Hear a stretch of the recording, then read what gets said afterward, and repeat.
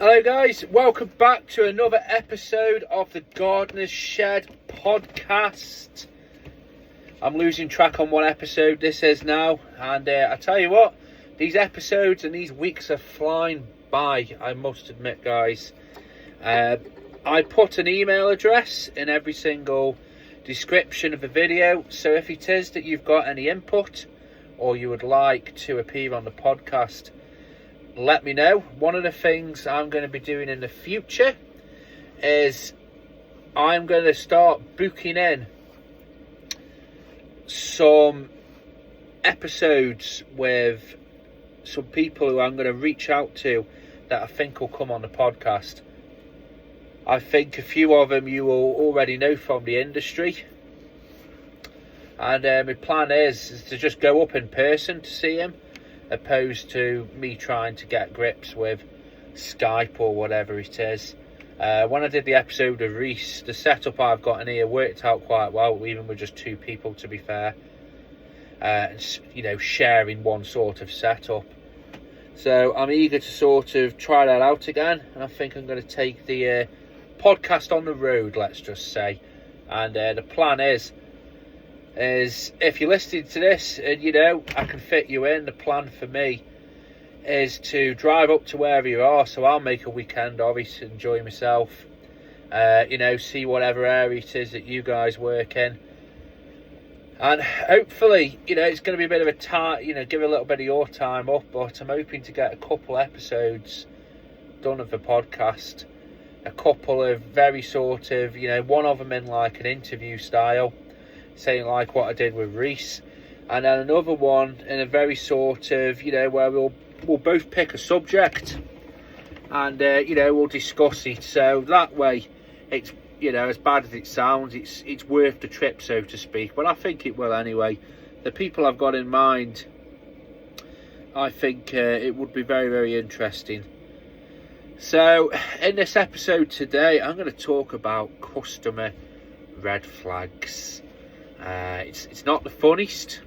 It's been discussed on YouTube every so often. You will see where everybody seems to put a you know, a video of the same ilk.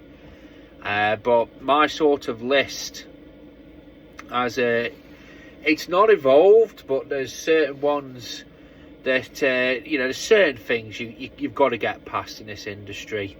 A customer ringing up and asking for an hourly rate, that's, to many people, is probably the massivest red flag, but to me it's not really.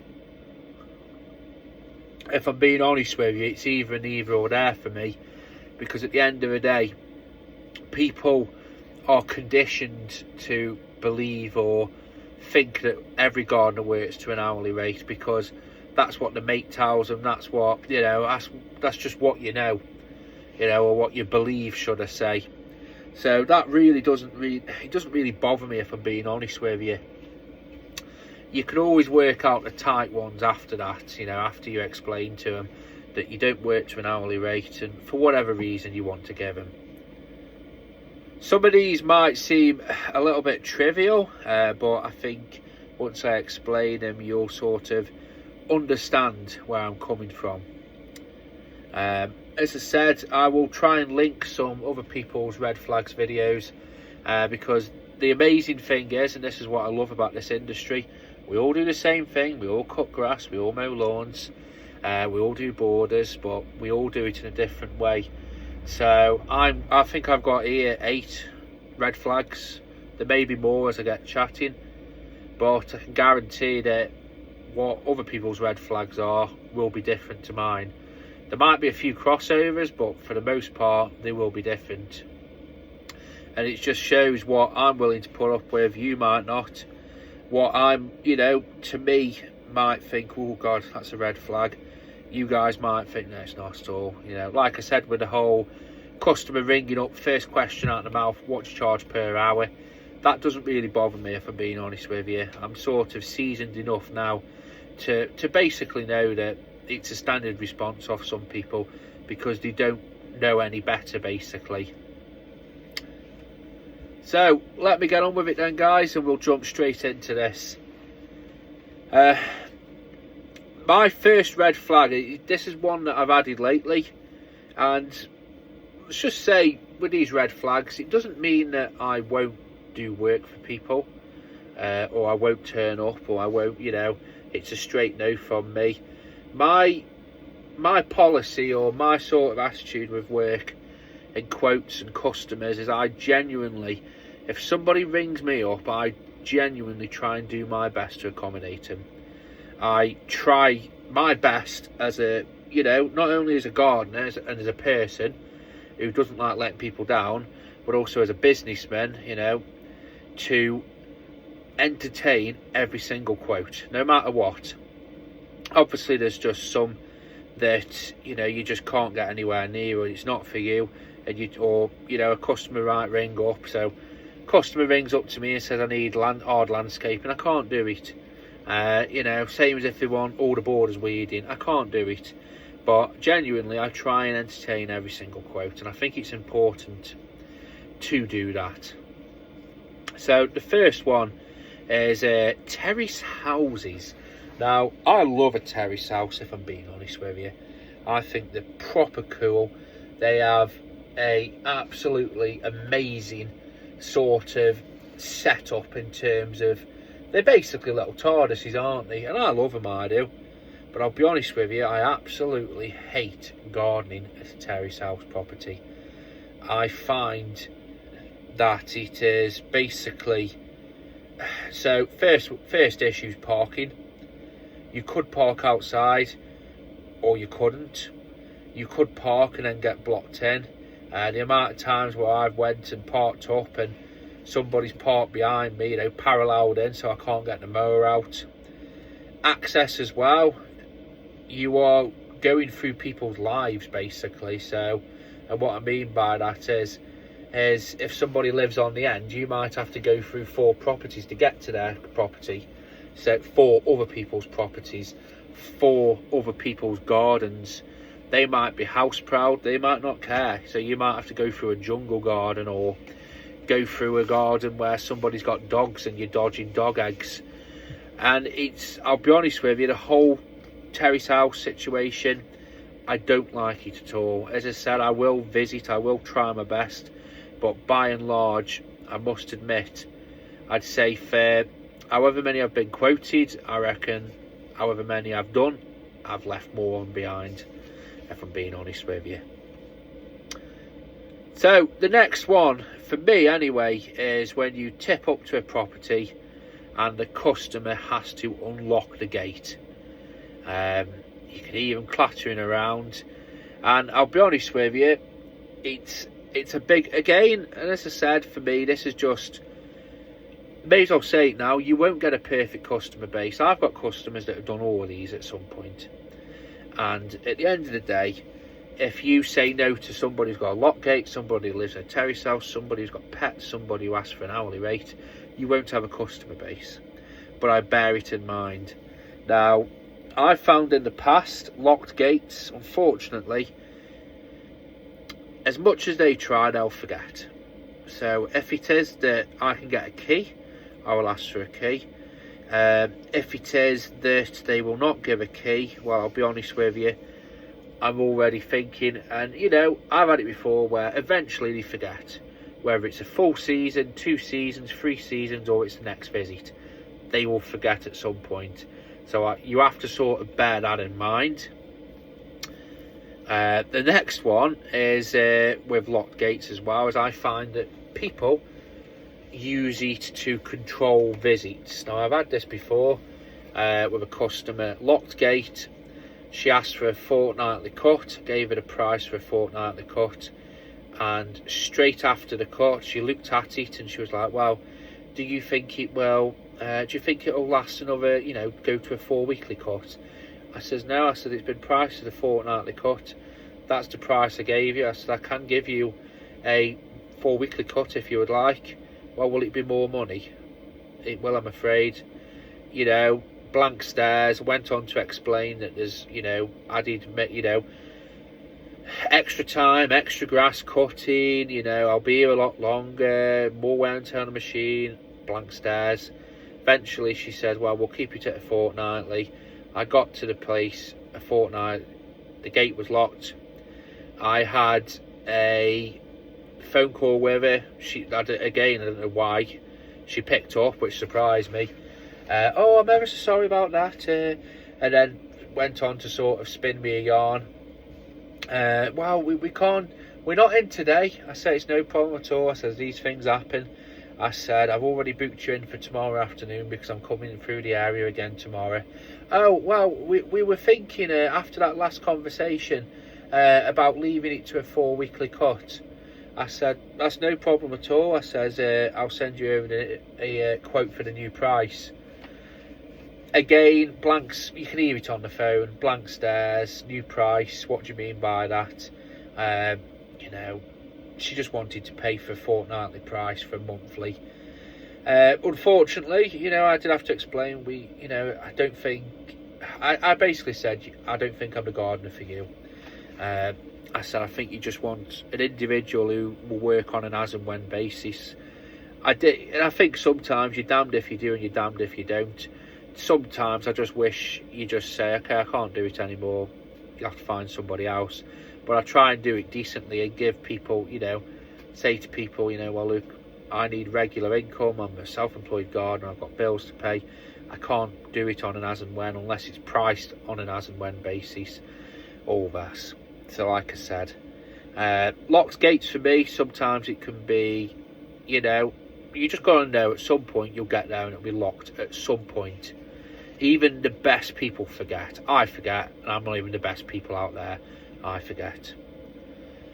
The next one is, I may as well hit you with one of the big ones, is moaning about the previous gardener. Now, I'll be honest with you, that's not my biggest turn off when it comes to customers, but it's high. The fact that I don't know why people do it.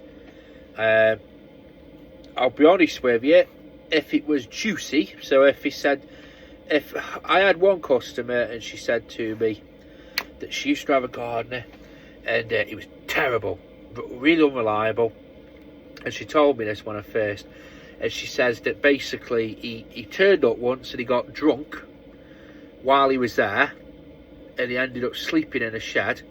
And she says to me, she said, we had to get my neighbour, and then the neighbour ended up having to shake him and they got into a fight. Now, I'll be honest with you, I found that story pretty funny. And that's worth, to me, that's, you know, that's a bad experience with a gardener. That's, you know, it's worth me heaving that. Now, a customer, when they say to me about the previous gardener being unreliable, rubbish, all that, I would say 9 times out of 10, that customer has turned out to be the unreliable, the late payer, and I can see why, basically. So, like I said, I can see why. It's always the shoes on the other foot, unfortunately. As I said, I do find it, you know, I don't know why they do it really, because it's like me giving them a bad customer story. I think it's, in a way, it's unprofessional. I wouldn't say, oh yeah, I had this, even though I'm putting it on the internet so they could find it, but you get what I mean. It's like, I wouldn't dream of sitting there and, you know, moaning about the previous, you know, oh, I've just went and done this quote, the woman was horrible, the gate was locked, she asked me how much to charge per hour, blah blah blah. I wouldn't dream on it. But to me, I can't understand it, if I'm being honest, unless it's something really juicy or something really, really bad. I had a customer once and went and did a quote, and again, cutting a long story short, I had to say to her, I don't think I'm the gardener for you, unfortunately. I said that while I was quoting, and basically she wanted a gardener, as she put it. And when people say that, I think that's code for they want somebody to do whatever they ask, whether it's a bit of gardening, a bit of fence painting, a bit of this, a bit of that. I'm not, I used to be like that, you know, do a little bit of everything. That's not my business anymore. So, and she went on to say, well, you see, my previous gardener, or she said previous guy, every time I rung him, he just couldn't come when I wanted him to. I said, was he unreliable? No, he came every fortnight and did the garden for me. But I'd ring him up and say, such and such, I don't know, call him Steve. Steve, I've got these plants for this border. And he'd always say, well, I'll have to do it next time I'm there, and I'll have to book you in. And I just says to her, I said, Luke, I said, you will get the same response from me. And again, blank stares. And I says to her, well, I am booked up every single day. I will make a commitment with you now that I can guarantee I'll be here every 2 weeks.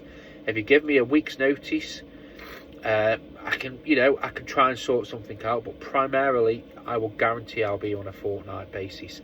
I says, but I cannot, come the next day or at short notice. And she just goes, oh. And that's when I says to her, I says, unfortunately, I think we're after, different gardener. So that brings me on neatly to another thing which I consider a big red flag, is when they say to me, and I'll put the two together, so they will say, we need a gardener, and then they'll go on to say, he's retired. And the next one to that is when they say, when I do a quote, do you need electric or do you need my tools? Now, the first one, the gardener's retired, it's not the fact that he's been a gardener and he's retired, it's the fact that the gardener is retired, or he's retired and he's retired again.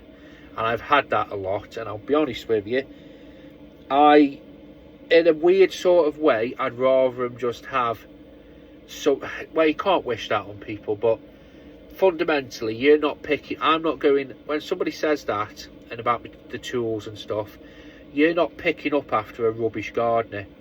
You're picking up after a bloke who's retired, whether he took early retirement or late retirement, who has done a job on a cash in hand basis for basically pocket money or a bit extra. So, he's a £10 per hour bloke, £15 an hour bloke. But the thing is, this bloke loves doing it, so he's going to do a good job, and he has done a good job, and he's done a brilliant job. And I go to places, and the place looks amazing, looks really, really good. And basically, you can tell. The tractor going past. You can tell that somebody has been passionate about that gardener. Now, that's no problem, because I am a passionate person. I want to be there, I'm motivated, I've got all my own equipment, all my own tools, but the sticking point is the price. I can't match the beer tokens, the retired. I haven't got another income source, so I can't say to that customer, I'll do it for £10 an hour at all. It's just something I can't do. It's something I can't even get close to. So as such, quite often, they're impressed by me. They'll talk to me and say, we're glad to find you, all that sort of stuff, and we think we found a gardener.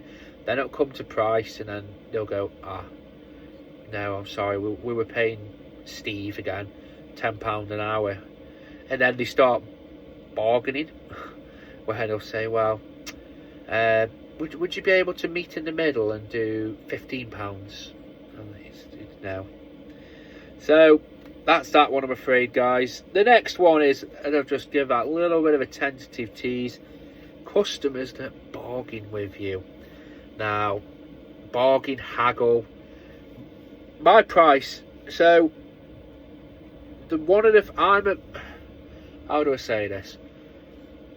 To me, my price, it's more than just a price. So if I give a customer a price for a job, I've put time and effort into getting to that.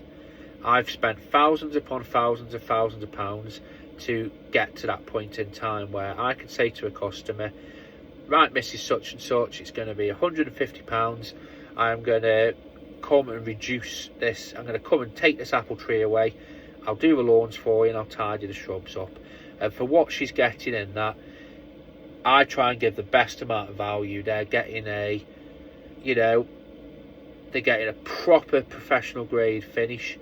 They're getting the waste chipped or taken away. They can get the chippings back if they want.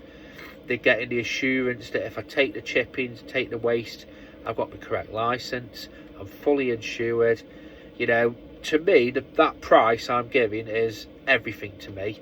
It's a culmination, and one of the biggest things, I'd rather somebody say to me, we don't like the way you look, I'd rather you not be here, than pick at me price, because it's just, and this is the thing as well, and it's the same for you guys, fundamentally, we're turning up, you know, I drive to their property free of charge, I speak to them out of my day when I could be doing other things, I turn up on time, I'm conscientious, and the only thing, you know, I don't expect everybody to have the price, but I don't want, you know, at the end of the day, I love going to Marks and Spencer's, but I can't afford to shop there every day.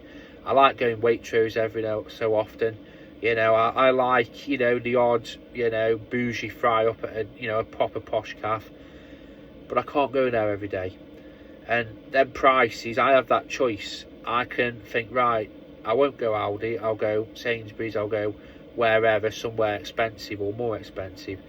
It's your choice and it's their choice. So if I'm giving a price, if it's not within your budget, their budget, you know, not yours personally but the customers, then that's it. I've done my end of the deal. I've turned up free of charge, give you my time to give you that price. What I don't want is the haggling, why is it that much, the flip side to that where they get angry and accuse you of trying it on with them, and it's too much and it's ridiculous. And you know, and even worse is when, you know, I've had it, you know, where they say, well, I think you should be on, I had one a couple of years ago, this woman said, I think you should be charging £15 an hour. My granddaughter works at Alton Towers and she's on that, and I think that's a good wage, so I think that's what you should be charging. And I'm thinking, your granddaughter gets the bus which they put on, she gets a uniform which they give her, and then, you know, she does her work and she goes home. So anyway, that's, to me, that's why I get very sort of annoyed when people, you know, go on about the price. I think first off, you should, I have it where I get annoyed, but you can never ever show it to a customer. You can never bite back. You can never say, look love, your granddaughter gets on a free bus with a free uniform, I'm having to spend thousands, because they won't understand it. And at the same time, you as a professional need to remain professional. You know, you've got to look at it how other people will look at it sometimes, and I'm a big guy, and if you see me cutting rough with a little OAP who's quarter of my size, you know, saying, well look, you know, putting her in a place or whatever, as tempting as it is, it's going to make me look bad and I'm going to be the bastard. I don't want that. So you've got to be calm, you've got to be professional, and all else fails, you just have to walk away, I'm afraid. So the next one is pets, unfortunately. I love dogs. We've got 3 dogs at home, 3 Jack Russells. We've had 2 German Shepherds in the past, so I've got a fair idea on how much dogs pass waste, how many dog eggs they leave, and even the best customer will miss one. So you've got to remember that, you've got to factor that in. The difference in me trimming a lawn when I know there's no pets and me trimming a lawn when I know there's pets, there is a difference. There's a time drop, there's a, you know, even concentrating, you know what I mean? You've got to look where your strimmer is and look at where your strimmer is going, opposed to when you're sort of just whizzing around a lawn that you know there's no obstacles, no dog mess. It's a different sort of kettle of fish. As well, I love dogs, but I've got customers where they think that I'm a free dog sitting service. Oh, you're right if we leave Oscar with you? No. And then, you know, they do, and then you have to have a word with them and say, look, you know, I am using power tools. I've got me, and I tell them I said, look, I've got my headphones on, I'm using power tools. I says, the headphones I need on because it's PPE, because of the noise. And I says, I've got sunglasses on and I've got, you know, a safety visor.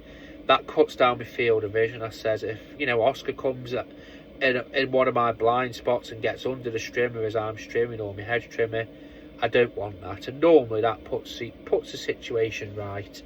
But like I said, pets are a sort of, I do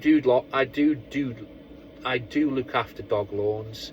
The worst ones for me, if I'm being honest with you, and I always have a look. So when you go to a property, look out for cat bowls by the conservatory doors or the windows, you know, like French doors. You normally put them there or in the kitchen.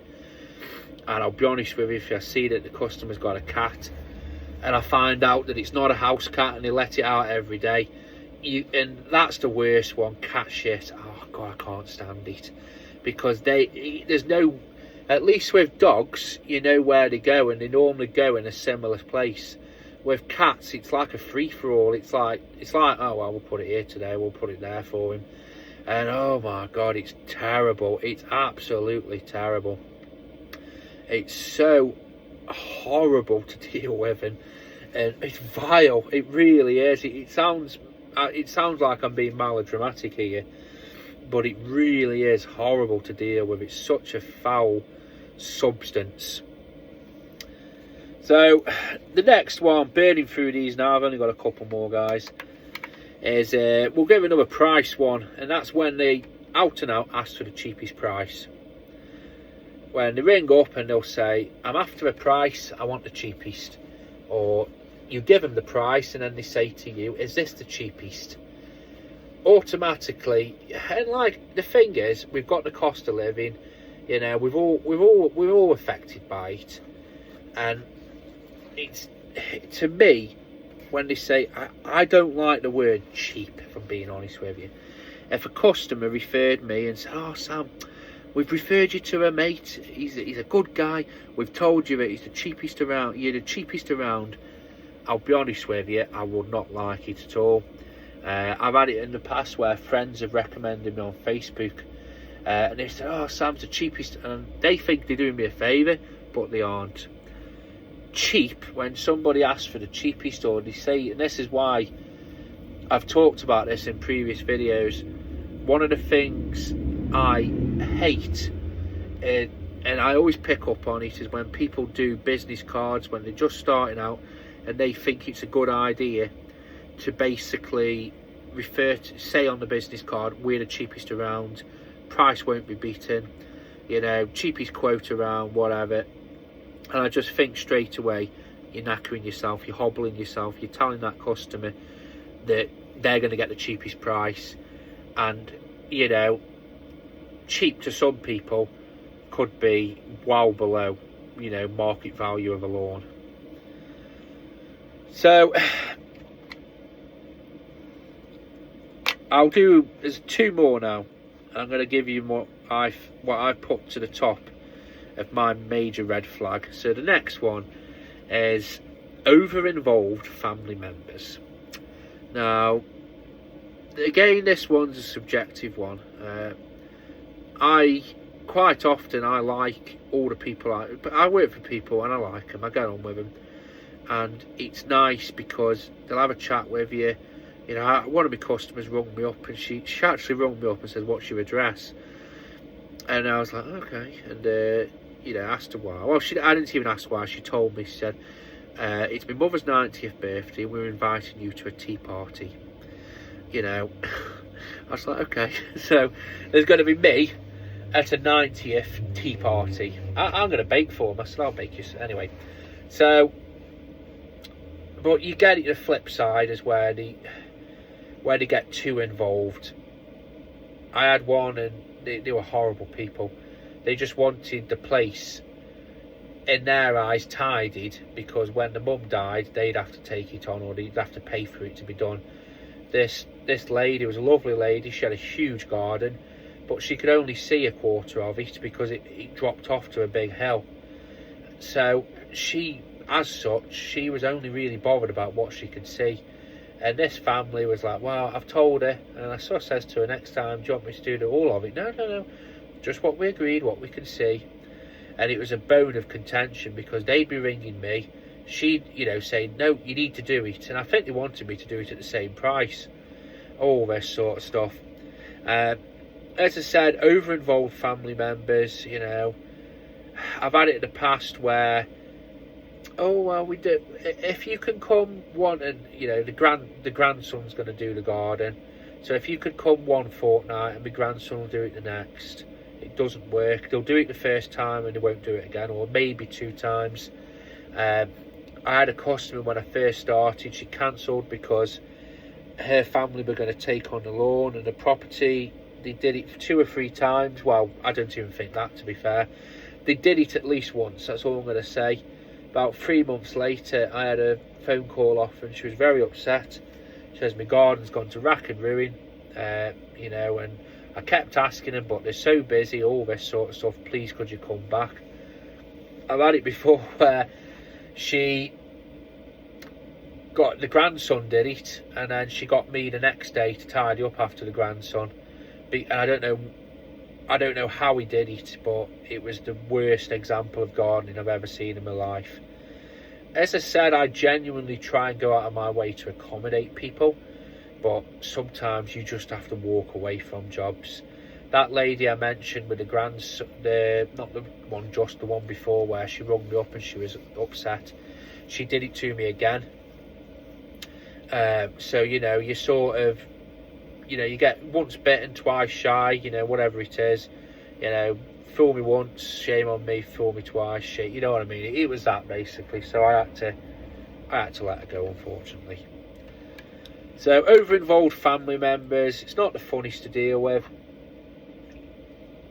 Quite often they have their own opinion on how things should be done, and quite often it doesn't match up with the budget or even your opinion.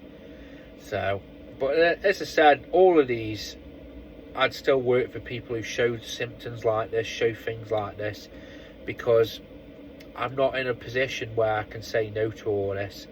If I did, I would not have a customer base. So, the last one is, this is what I personally think is, because I've been bitten by it a few times now, is when they tell you that they know what it's like to be self-employed. When they say to you, oh, my husband used to be self-employed, or we used to run a business, anything business related, anything that pertains to business, self-employed, when they make a point of telling you categorically or saying, we know what it's like to be self-employed, we know what it's like to work for yourself, to me, it's an instant red flag. And I'll tell you how I got to this point. I find that people who are self-employed, not gardeners, other trades or business owners, they will say that to you, but then they will be the first people to late pay, cancel services, move the goalposts. Oh, we'd like a fortnightly cut, then it's a 3 weekly, 4 weekly. And for me, I'd rather go to somebody that has never had a gardener before, ask me for an hourly rate, almost sort of is a bit baffled when I say we don't work to an hourly rate, I'll give you a fixed price, you know, ask, oh well, how long does that take, you know. For me, when they say, it's just, like I said, it's a pattern, and it's a pattern that keeps happening. All the people that have said to me that that their husband's self-employed or they're self-employed, they've ended up being late payers, unreliable, or they've changed the goalposts. And it's like I said, they're the people who should know the most. They're the people who should know that regular cash flow is important, regular work's important. They're the people who know that if you don't turn up and they don't pay you, we don't get it from the government. You know, there's not a fallback fund if Mrs. Such and Such cancels or changes the visits. So I've just thought another one. I don't know why I didn't mention it, but I'm gonna put this as a bonus one for you. Is when people equate it to an hourly rate, or they try and get it to an hourly rate, or they try and get a time scale involved. So if you give them a price of £40 and it takes you an hour, you're on £40 an hour. Or they start trying to work it round back to an hourly rate. It's so frustrating. That to me is one of the worst ones as well, because you just know, no matter what, they're just seeing £40 an hour. They're just seeing £30 an hour. I find that customers and I'll die on this hill, I find that people, they want to know your hourly rate, but we don't want to know it. They will be more than happy to pay you 25 quid to cut a lawn that takes you just under an hour. But if you ask for £25 an hour, they look at you like you're an idiot. I don't know what it is, but that's to me, and I go off patterns and coincidences, and to me, I get a lot of it, unfortunately. So thank you for listening to another episode of the Gardener's Shed podcast, guys. As always, it's a pleasure doing episodes like this. If you want to appear on an episode or even contribute, get that old brain box thinking of some confessions, and I will put them up at some point in time. Have a good day. Keep on gardening, guys.